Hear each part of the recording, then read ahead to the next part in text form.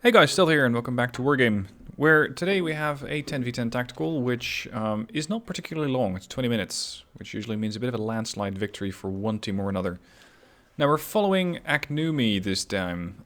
He sent in the description that he watches the videos with his girlfriend and she'll only take his gaming more seriously if ever he appears in one of my videos.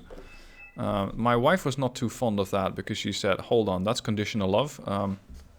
That means that he only gets love if, or that she only respects his hobby, if he's ever shown in one of my videos.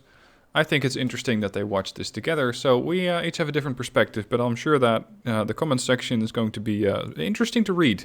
Let's put it that way. Let me know what your opinion is on that down below. Anyway, we have over here a couple of helicopters from Aknumi. He's going to be doing a flanking maneuver. He's using an Eastern Airborne deck. That means that we have LSTR, Formosa, Mi-24Ds, which can be pretty risky or pretty dangerous in their own respect. The Mi-2s, not so much. The Mi-2Ts, they do have, what was it, rocket pods, I think? But whenever I see one of those things, I just am never really too impressed. What else do we have? We have Diesel over here. Oh, by the way, before I forget it, I'll show you the team list.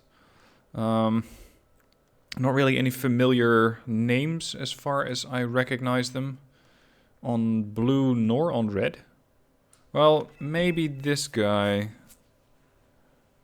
Bandonere, which is, I think it is a, well, is or was a wargaming clan, or wargame clan as well. Anyway, that's the players. What do we have going here? We got 4 BMPTs going left. Okay.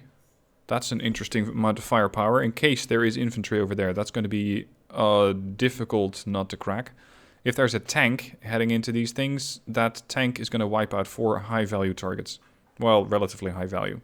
A couple of units going left, although I'm not seeing that much infantry yet. Could be a problem there. In the middle, we have PT-90s, BMPTs, Tunche. It's all cheap stuff over here. The most expensive tank that they have is a ZTZ-85-2A.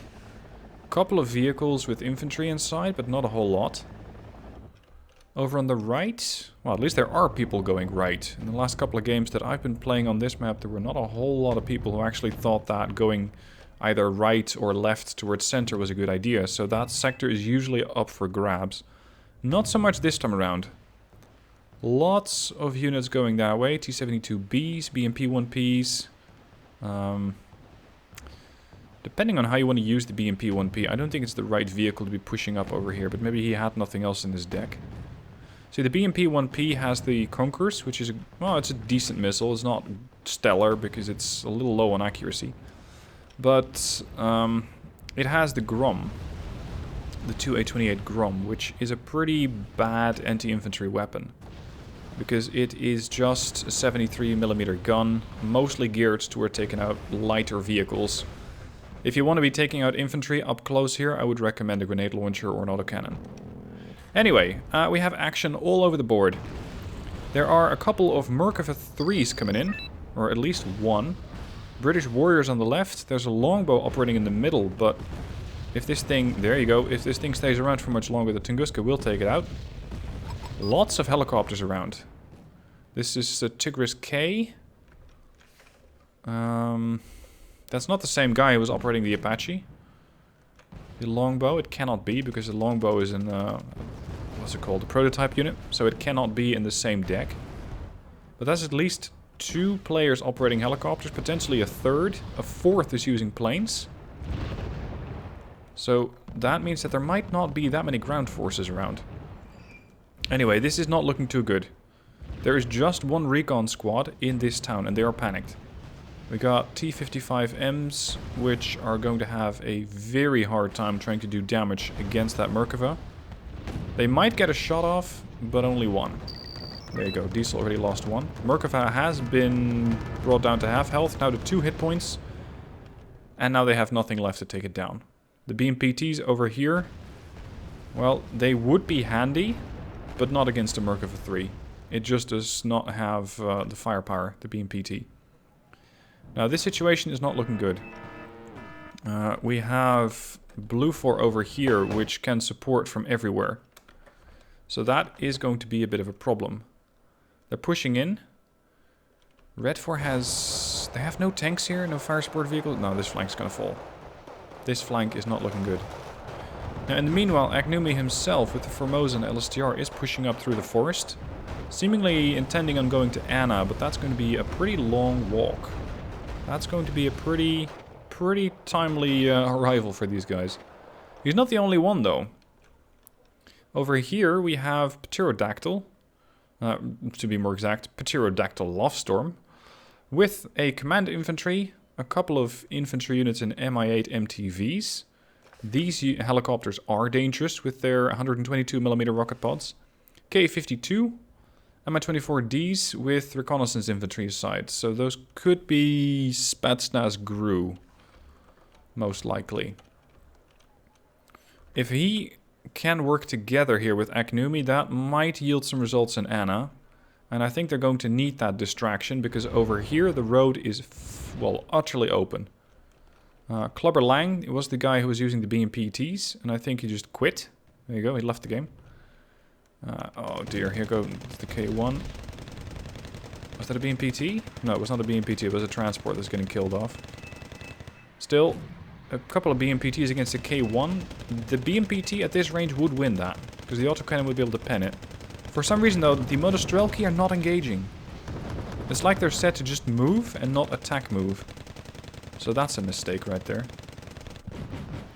Anyway, the middle is not doing great. There's a lot of Specialny Jadnotki around, but the problem is we have no ATGMs to back them up. So without anything to kill, all of this spotting capability is, well, it's not great. It's a little wasted. Over here, however, absolutely dead, great username, has spotted the units from Pterodactyl Lovestorm. And he is pushing in with Spetsnaz GRU. He has, he has Gornostrelki 90 inside. Interesting.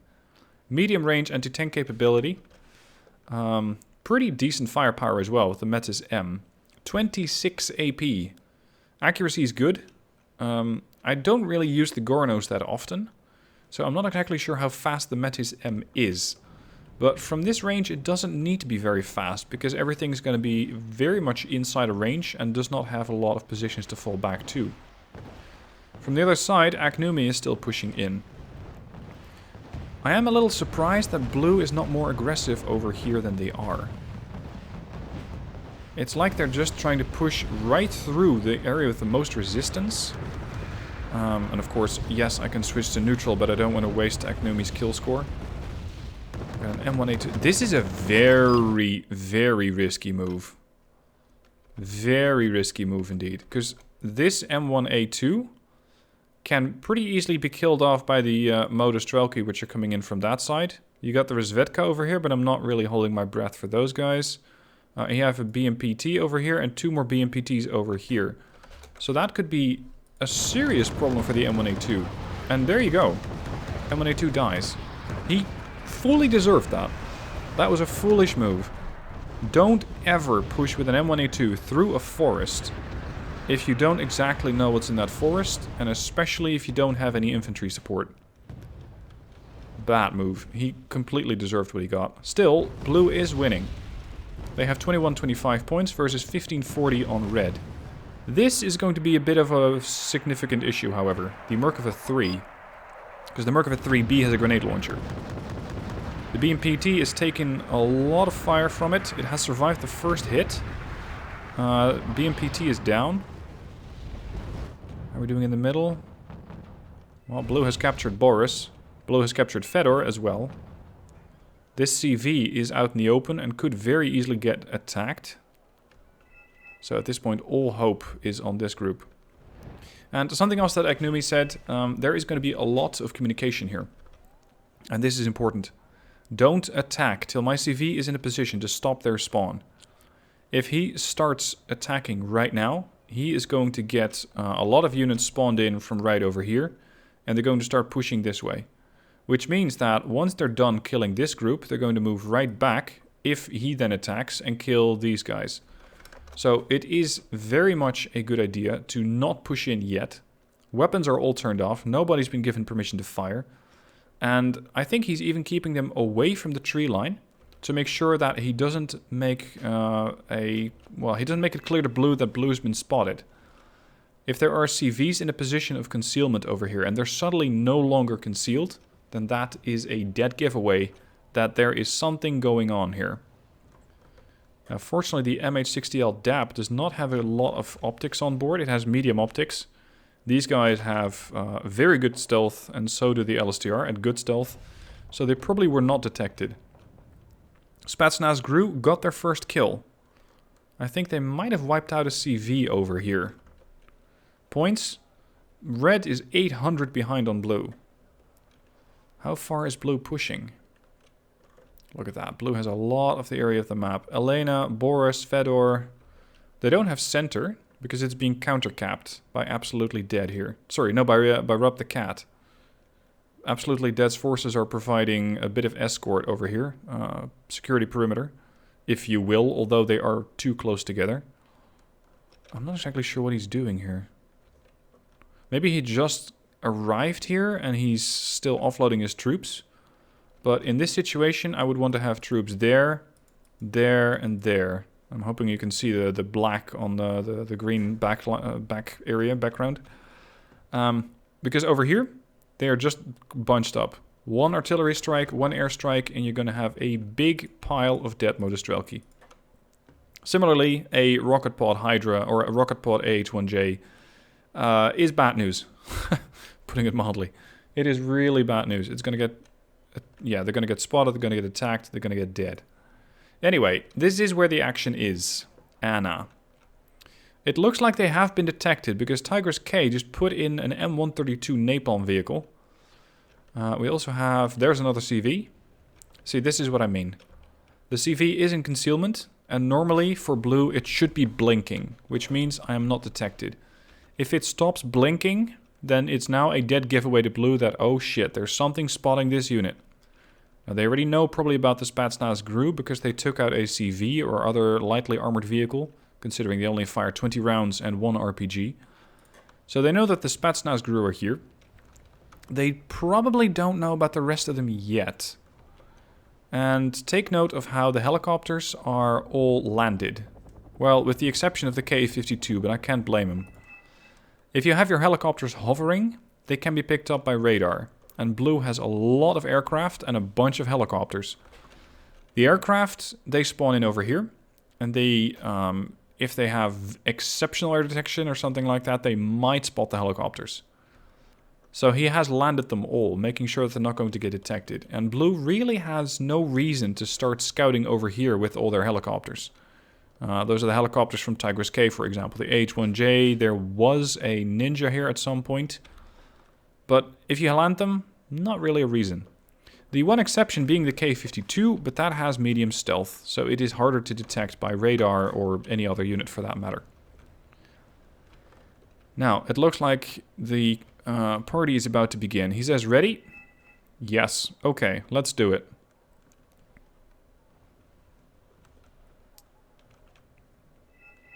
Which one's going to be the one that deals the first blow? There's a seed aircraft flying over from Tigers K. We'll need the LSTR for their Tigers. Yes. He does not mean Tigers K. He means that, or nor Tiger Eye. A lot of Tigers on this team. He means the Tiger helicopters, which are also operating in this area. KM-132 is now pushing into the forest. That's bad news for the Gornos, because they don't have one of those instant fire ATGMs. There you go. They did get him, but at the expense of 3 Gornos. If that would have been a Spetsnaz GRU, you would have instantly killed them. Now, the CV is in position. That means that Blue no longer has any way to bring in new units. So whatever they have has to come back. And they are coming back in a hurry. We got Saab Global Eye with a Tiger helicopter, and that's exactly what Pterodactyl meant. There are Tigers around. A Tiger Recon and a Tiger HAD, which is their anti-ground variant. This one is going to be a problem for the Spetsnaz GRU and the command infantry, which cannot do anything. So we're going to have to rely on the LSTRs.